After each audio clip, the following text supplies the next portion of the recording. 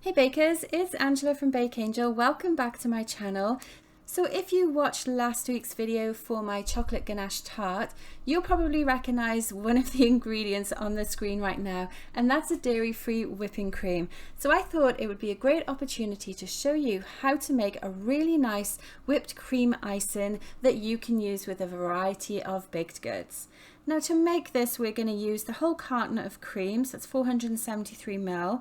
We're going to use 120 grams or 1 cup of icing sugar, and we're going to throw in a little bit of vanilla bean paste as well.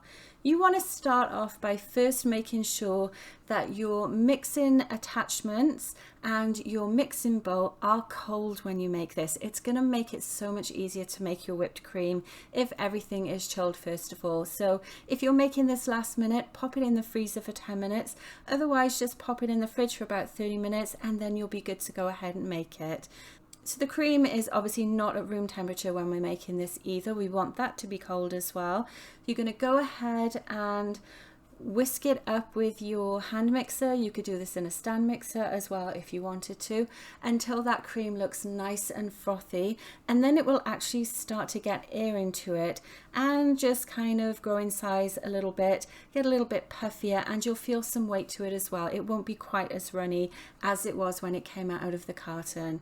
Then what you're eventually going to do is add in your 120 grams of icing sugar and also about a teaspoon of vanilla bean paste as well. Or you could use regular vanilla, and of course if you wanted a different flavor, just throw in whatever flavor you want to at this stage. You could also put a little bit of cocoa powder in it as well if you wanted chocolate whipped cream icing, which I think would be great.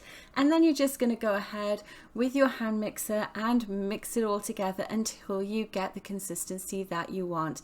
Now obviously what you use it on will dictate how firm you want this whipped cream to be.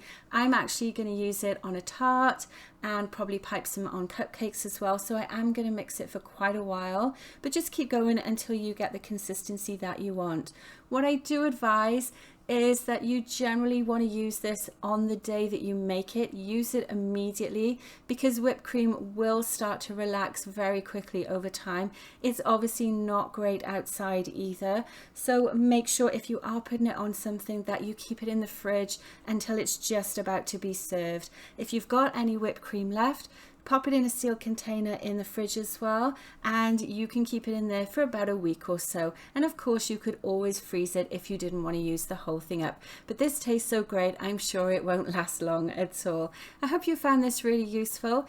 If you like this kind of content, maybe think about hitting that subscribe button below and leaving a comment to let me know what you think of this recipe. You can find the recipe for this on my website, which will be in the link in the description below. And make sure you check out the other playlists and baking ideas on my channel. Thanks for watching.